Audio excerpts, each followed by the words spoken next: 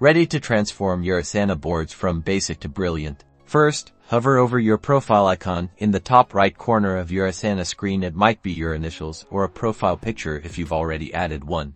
Click on My Profile from the drop-down menu. This takes you to your profile settings. Now, look for the Edit Profile button, usually located near the top of the page. Click it. Here's where the magic happens. To change your profile picture, click on your existing picture or the placeholder image. This will open your computer's file explorer. Choose an image that represents you, your brand, or even a fun meme that resonates with your team.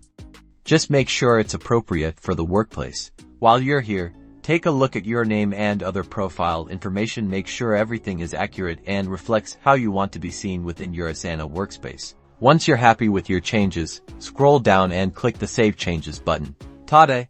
Your new profile picture is now visible on your Asana board, adding a personal touch to your project management experience. Repeat those steps for other team members to really bring life to the space. Enjoy.